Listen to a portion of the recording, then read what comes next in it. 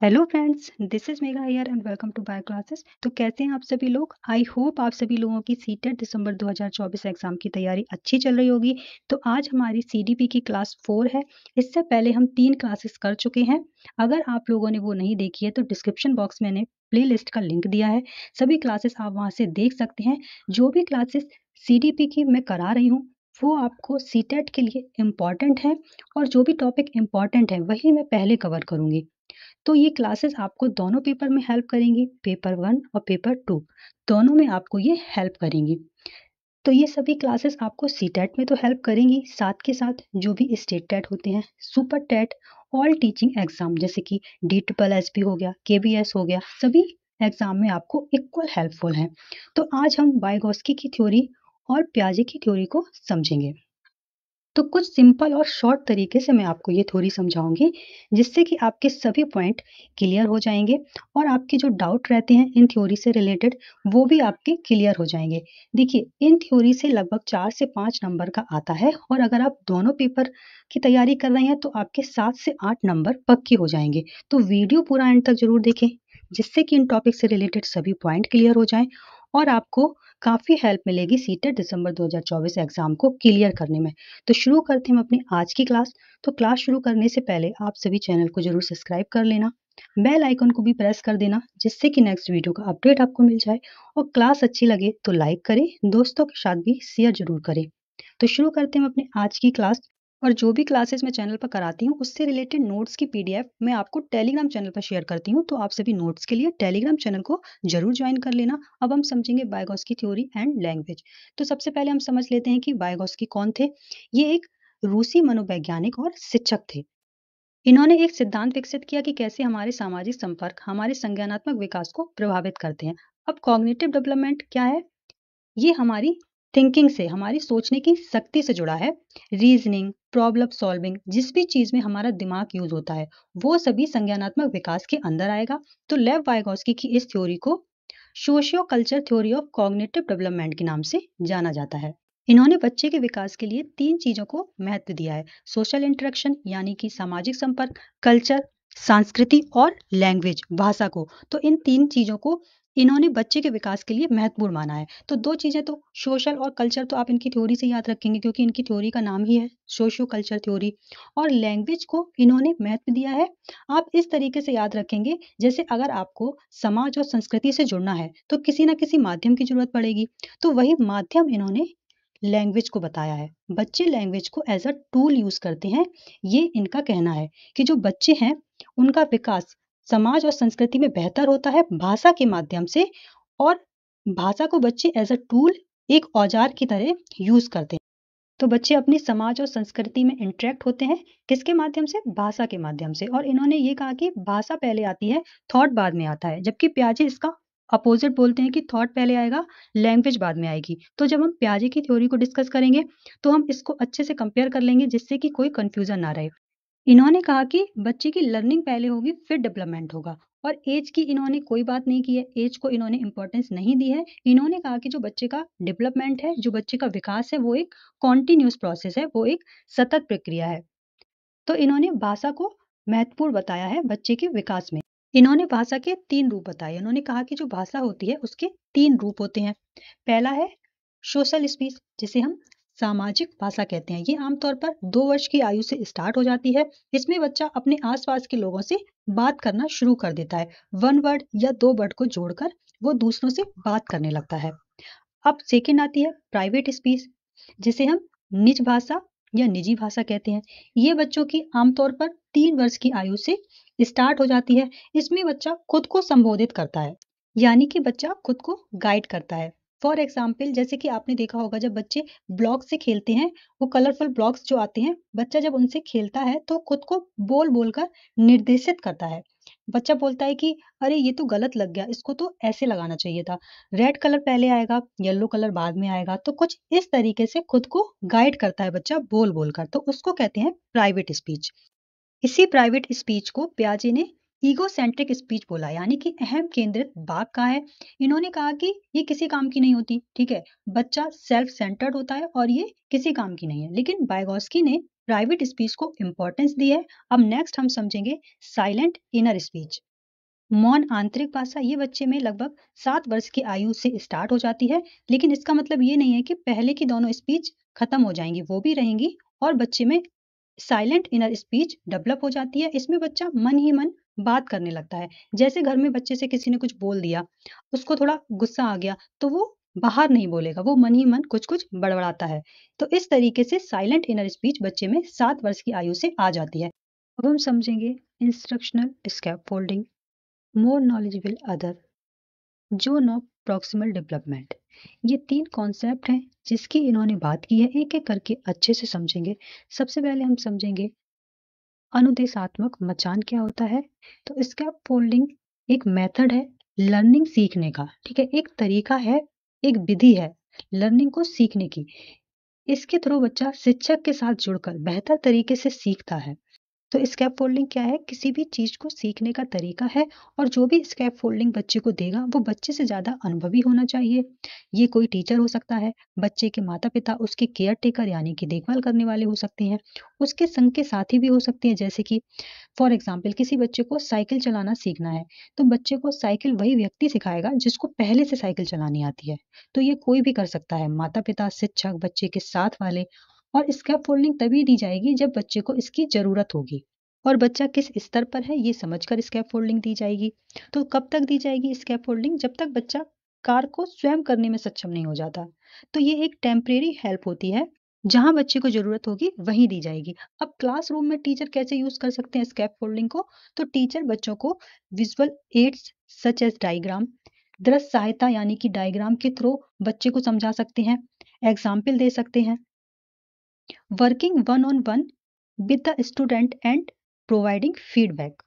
बच्चे का फीडबैक भी ले सकते हैं कि वे कितना समझे, और ये तब तक दी जाएगी जब तक बच्चा कार को स्वयं करने में निपुण ना हो जाए। तो इस डायग्राम के थ्रू भी हम समझेंगे कि ये कोई लर्नर है जिसको स्कैप फोल्डिंग दी जा रही है। अब ये स्कैप फोल्डिंग कौन दे रहा है?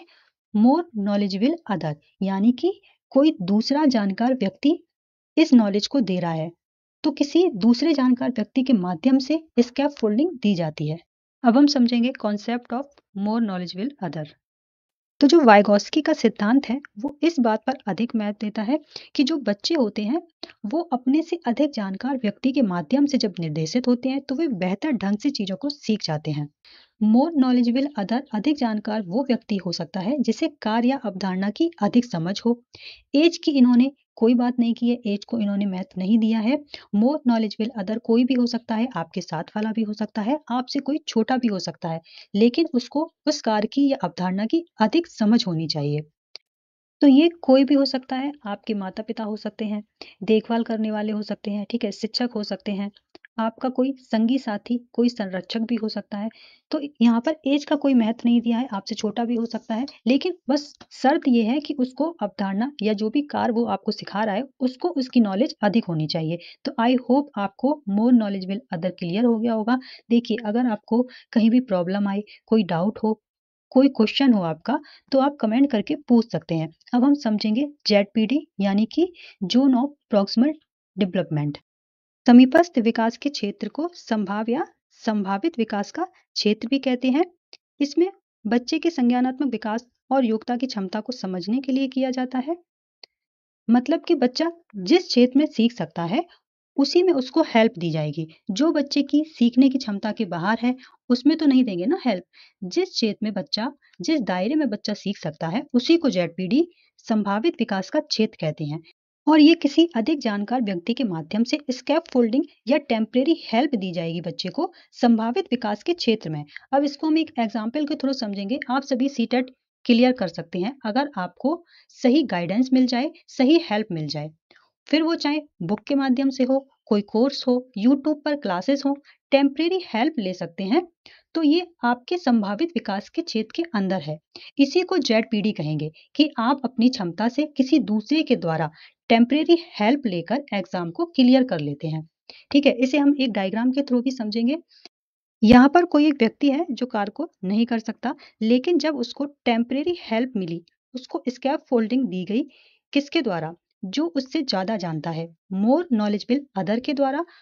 इसी क्षेत्र को, जहां पर उसको टेम्परेरी हेल्प दी जा रही है, इस क्षेत्र को ही ZPD कहेंगे, जोन ऑफ प्रॉक्सिमल डेवलपमेंट। फिर वो इस कार्य को कर लेता है इसके हेल्प के माध्यम से। तो आई होप आप लोगों को ZPD क्लियर हो गया होगा। अब हम समझेंगे नेक्स्ट थ्योरी। तो देखिए, जब ये दोनों थ्योरी कंप्लीट हो जाएंगी तो एक नेक्स्ट क्लास में हम इससे रिलेटेड सभी प्रीवियस ईयर क्वेश्चंस को कर लेंगे, तो आपके ये कॉन्सेप्ट और स्ट्रांग हो जाएंगे।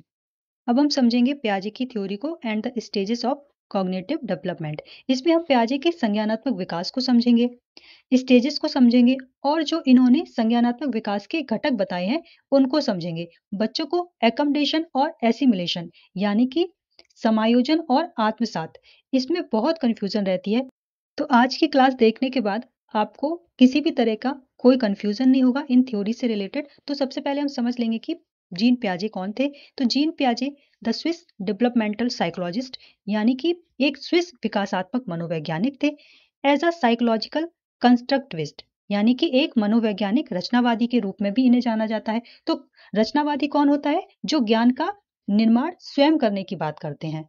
इनका जो सिद्धांत था वो इस बात पर अत्यधिक प्रभावशाली रहा कि हम बच्चों के विकास को और उनके सीखने के तरीकों को कैसे समझते हैं।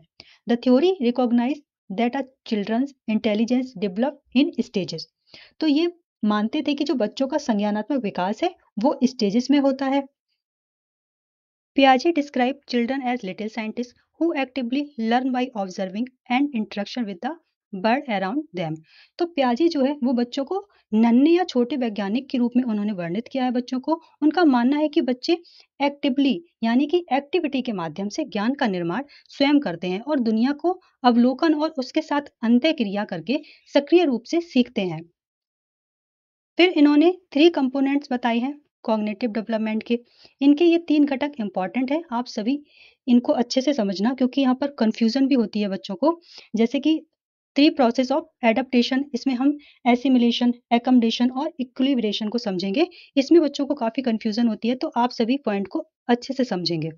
तो 3 कंपोनेंट्स, फर्स्ट है स्कीमा, सेकेंड है द 3 प्रोसेस ऑफ एडेप्टेशन जिसमें हम एसिमिलेशन आत्मसात, एकोमोडेशन समायोजन और इक्विलिब्रेशन संतुलन, इन 3 प्रक्रियाओं को समझेंगे। नंबर थर्ड है the 4 stages of cognitive development. अब ये तीनों कंपोनेंट क्यों इंपॉर्टेंट है?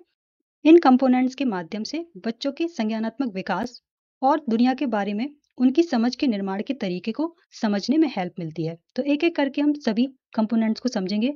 फर्स्ट है स्कीमा। स्कीमा क्या है? वे ऑफ थिंकिंग यानी कि सोचने का एक तरीका है। इसके माध्यम से हम पूरी एक संरचना तैयार कर लेते हैं जिसके द्वारा हम दुनिया और अपने अनुभवों को समझकर उसकी व्याख्या कर सकते हैं। तो इन्होंने बच्चों के एक्सपीरियंस को महत्व दिया है यानी कि बच्चों के अनुभव को इन्होंने महत्व दिया है। अब ये स्कीमा लोगों के बारे में हो सकता है, वस्तु के बारे में, घटनाओं के बारे में, सामाजिक स्थिति के बारे में, यहाँ तक कि खुद के बारे में भी हो सकता है। इन्होंने कहा कि बच्चों का जो एक्सपीरियंस है, जो अनुभव है, जितने ज़्यादा होते जाएंगे, उनका स्कीमा उतना ही दृढ़ या जटिल और असंख्य होता जाएगा और वो अपनी मौजूदा स्कीमा को अनुकूलित और संशोधित भी कर सकते हैं नई इंफॉर्मेशन का उपयोग करके। तो आई होप आप लोगों को स्कीमा समझ में आ गया होगा। इसको हम और अच्छे से समझ लेते हैं एक एग्जाम्पल के थ्रू। आप सभी ने ये ऑब्जर्व किया होगा कि जब बच्चों को डॉक्टर के पास जाने के लिए कहा जाता है तो वो नहीं कर देते हैं। तो इसके पीछे जब हम उनके अनुभव पर विचार करेंगे तो कई बार बच्चों का वैक्सीनेशन होता है स्टार्टिंग में जिसमें उनको सुई लगाई गई थी। तो बच्चों ने डॉक्टर के बारे में एक स्कीमा बना लिया कि डॉक्टर तो सुई लगाते हैं और सुई लगाने से दर्द होगा। तो बच्चों ने अपने एक्सपीरियंस के बेस पर स्कीमा बना लिया। आई होप अब आपको क्लियर हो गया होगा। अब हम सेकंड समझेंगे द 3 प्रोसेस ऑफ एडेप्टेशन। बच्चे संज्ञानात्मक और बौद्धिक विकास को अनुकूलन की प्रक्रिया के माध्यम से सीखते हैं यानी कि बच्चे दुनिया के साथ एडजस्टमेंट करके सीखते हैं और इसमें एसिमिलेशन, एकोमोडेशन और इक्विलिब्रेशन शामिल है। तो इन सभी को हम एक एक करके समझेंगे। पहले हम समझेंगे एसिमिलेशन यानी कि आत्मसात क्या है। आत्मसात करना किसी की समझ को बदले बिना मौजूदा स्कीमा में नई जानकारी को फिट करना। तो क्या होता है एसिमिलेशन या आत्मसात? इसमें बच्चा चीजों को या न्यू इन्फॉर्मेशन को मौजूदा स्कीमा में ऐड कर लेगा, फिट कर लेगा बिना किसी समझ को बदले बिना। अब हम एक एग्जाम्पल के थ्रू समझेंगे। फॉर एग्जाम्पल, बच्चे ने केवल छोटे डॉग को देखा है, फिर जब वह किसी बिल्ली को देखता है तो उसे डॉग कह सकता है क्योंकि उसके भी 4 पैर हैं, फर है, पूंछ है, तो ये समान विशेषताएं होती हैं। तो बच्चे ने ऐड कर ली न्यू इन्फॉर्मेशन, मौजूदा स्कीमा में एज इट इज ऐड कर लिया, फिट कर लिया चीजों को, समझ को बदले बिना। तो इसको कहते हैं आत्मसात या एसिमिलेशन। अब हम समझेंगे एकोमोडेशन या समायोजन क्या है। समायोजन तब होगा जब नई जानकारी को शामिल करने के लिए मौजूदा स्कीमा को संशोधित किया जाए। यानी कि जब किसी न्यू इन्फॉर्मेशन को मौजूदा स्कीमा में कुछ संशोधित किया जाता है, यानी कि मॉडिफिकेशन हो चीजों में, चेंज किया जाए, करेक्शन या सुधार किया जाए, ठीक है, रिवाइज किया जाए चीजों को, तो वो क्या है, वो एकोमोडेशन या समायोजन होगा। फॉर एग्जाम्पल, बच्चे डॉग, कैट या काऊ को देखते हैं तो उनको लगता है कि इन सभी के 4 पैर होते हैं और इनकी पूंछ होती है, तो इस तरीके से दिमाग में बच्चे स्कीमा सेट कर लेते हैं। फिर जब बच्चे ने किसी छिपकली या सांप को देख लिया तो उसको अपनी मौजूदा स्कीमा में कुछ चेंज या मॉडिफिकेशन करना होगा, समायोजन करने की आवश्यकता होगी, तभी वो समझेंगे कि नहीं, ये कोई अलग जानवर है जो रेंग कर चलता है। तो जब चीजों को मॉडिफिकेशन किया जा रहा हो, जहां पर कुछ चेंज किया जा रहा हो, रिवाइज किया जा रहा हो चीजों को, तो वहां पर क्या होगा, एकोमोडेशन या समायोजन होगा। आई होप आप लोगों को क्लियर हो गया होगा। देखिए, अगर आपको क्लास अच्छी लग रही है तो आप सभी क्लास को लाइक करें, दोस्तों के साथ भी शेयर करें, और आप सभी कमेंट करके जरूर बताएं कि आपको क्लास कैसी लगी, और आपको कहीं कोई प्रॉब्लम है, कोई डाउट है, कोई क्वेश्चन है, तो वो भी आप कमेंट करके जरूर पूछ सकते हैं। अब हम समझेंगे इक्विलिब्रेशन या संतुलन। संतुलन वह तरीका है जिससे बच्चे नए ज्ञान और अनुभवों का समायोजन के माध्यम से अपने विकास को आगे बढ़ाते हैं। पियाजे का मानना है कि जब बच्चे आत्मसात या एसिमिलेशन के माध्यम से दुनिया में व्यवस्था पाते हैं और नई जानकारी को मौजूदा स्कीमा में जोड़ते हैं, तो वे संतुलन की स्थिति में होते हैं। लेकिन जब वे कोई नई जानकारी अपने मौजूदा स्कीमा में व्यवस्थित नहीं कर पाते हैं, तो बच्चे डिसइक्विलिब्रेशन, असंतुलन की स्थिति में आ जाते हैं, और ये भावना उनके लिए अप्रिय व असुविधाजनक होती है। फिर भी मौजूदा स्कीमा को मॉडिफिकेशन करते हैं, उसमें कुछ चेंज करते हैं, और वे फिर से संतुलन की स्थिति में आ जाते हैं। तो बच्चे नए ज्ञान और अनुभवों को समायोजन के माध्यम से अपने विकास को आगे बढ़ाते हैं। अब इस डायग्राम के थ्रू हम समझेंगे एसिमिलेशन के माध्यम से जब बच्चे चीजों को ऐड करते जाते हैं अपनी मौजूदा स्कीमा में, तो वे संतुलन की स्थिति में होते हैं। फिर जब उनके सामने कोई नई सिचुएशन आती है तो वे डिसइक्विलिब्रेशन की स्थिति में आ जाते हैं, यानी कि असंतुलन की स्थिति में आ जाते हैं। जैसे कि बच्चा जब डॉग को बिल्ली बोल रहा था तो वो संतुलन की स्थिति में था, यानी कि उसने चीजों को एज इट इज ऐड कर लिया था अपने मौजूदा स्कीमा में। फिर जब उसने छिपकली को देख लिया, नई सिचुएशन को देख लिया, तो वो असंतुलन की स्थिति में आ गया और उसने मौजूदा स्कीमा को संशोधित कर लिया, एकोमोडेट कर लिया, चीजों को मॉडिफिकेशन कर लिया, तो फिर से वो संतुलन की स्थिति में आ गया। और इसी तरीके से बच्चे का जो विकास है वो आगे बढ़ता है। अब हम स्टेजेस को समझेंगे। The stages of cognitive development. पियाजे ने संज्ञानात्मक विकास को 4 चरणों में बांटा है। फर्स्ट है सेंसरी मोटर स्टेज, यानी कि संवेदी पेशी अवस्था, जो कि होती है जन्म से 2 वर्ष तक। प्री ऑपरेशनल स्टेज, पूर्व संक्रियात्मक अवस्था 2 से 6 वर्ष। कॉन्क्रीट ऑपरेशनल स्टेज, मूर्त संक्रियात्मक अवस्था 6 से 11 वर्ष। फॉर्मल ऑपरेशनल स्टेज, औपचारिक संक्रियात्मक अवस्था, जो कि होती है 11 टू एडोलेसेंस, 11 साल से किशोरावस्था। इन स्टेजेस को अगर आप इंग्लिश में याद रखेंगे तो बहुत आसानी से आपको याद रहेंगे। शॉर्ट में इनको SPCF कहते हैं। तो ये क्रम आप याद रखिएगा। 1 नंबर में पूछा जाता है कि स्टेजेस का क्रम क्या है, तो ये क्रम भी आप याद रखेंगे और साल भी आप याद रखेंगे। और देखिए, एक चीज और याद रखेंगे, 1 साल का आपको आगे पीछे दिया हो सकता है। सपोज आपको यहाँ पर 6 की जगह 7 दे दिया हो, 11 की जगह 12 दिया हो, तो आप सभी परेशान नहीं होंगे। 1 साल का आगे पीछे हो सकता है। और हर एक स्टेज में बच्चे कुछ विशेषताओं को अचीव करते हैं। अब एक एक करके इन स्टेजेस को हम समझेंगे। सबसे पहले हम समझेंगे सेंसरी मोटर स्टेज। इस स्टेज में बच्चे गतिविधियों और संवेदनाओं के माध्यम से अपने आसपास की चीजों को पहचानेगा या प्रतिक्रिया देगा। इसमें बच्चे अपने action such as sucking, grasping, looking and listening के माध्यम से दुनिया के बारे में अपनी समझ को विकसित करते हैं।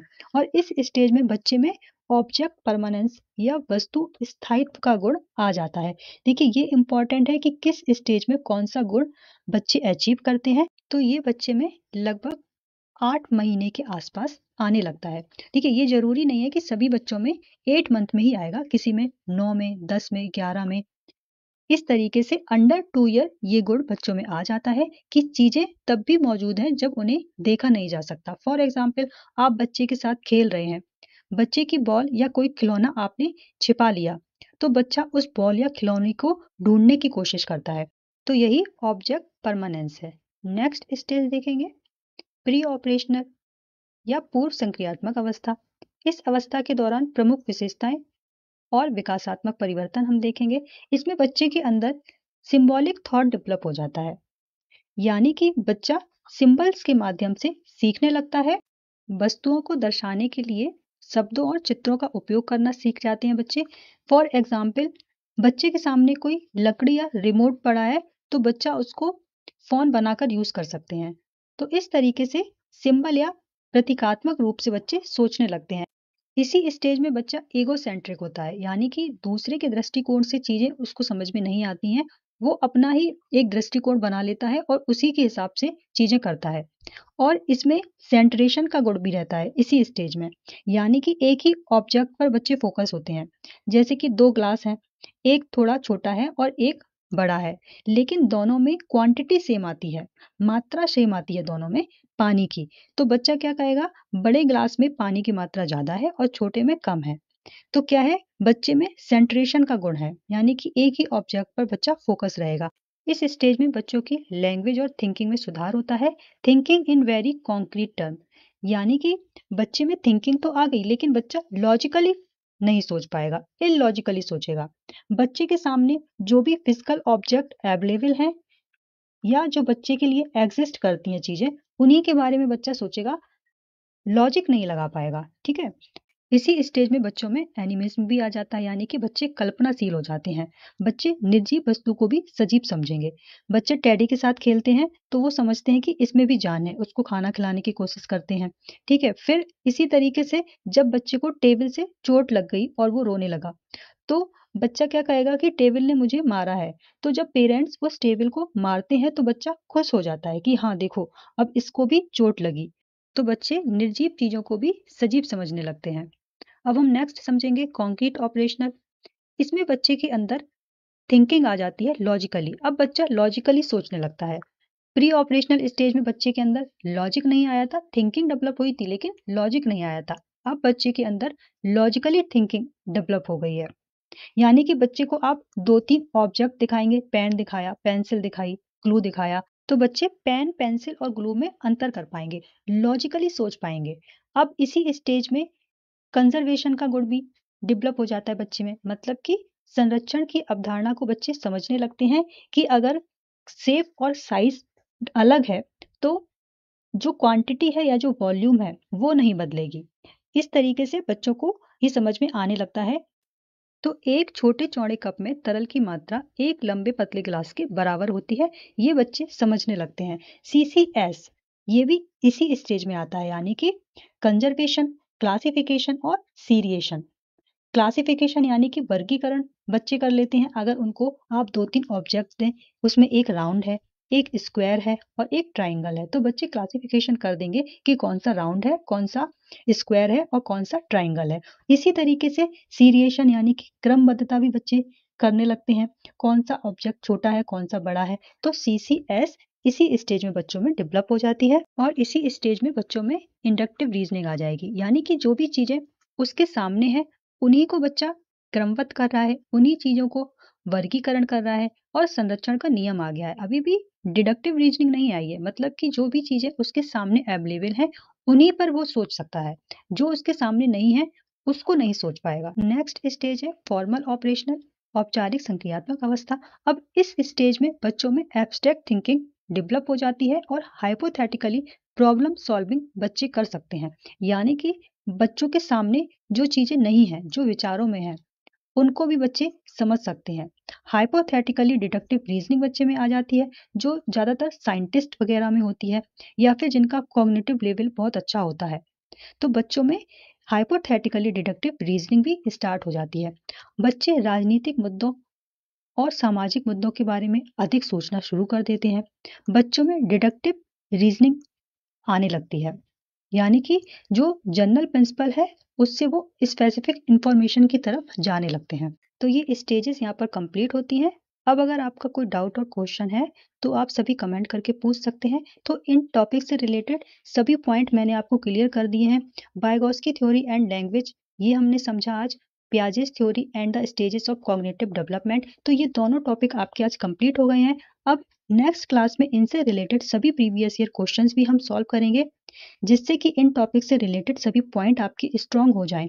और अगर आपका कोई डाउट और क्वेश्चन है तो आप सभी कमेंट करके पूछ सकते हैं। और आप सभी नोट्स के लिए टेलीग्राम चैनल को भी ज्वाइन कर लेना। जो क्लास की पीडीएफ है वो मैं टेलीग्राम चैनल पर शेयर करती हूँ, तो आप सभी टेलीग्राम चैनल को जरूर ज्वाइन कर लेना। लिंक मैंने आपको डिस्क्रिप्शन बॉक्स में दे दिया है।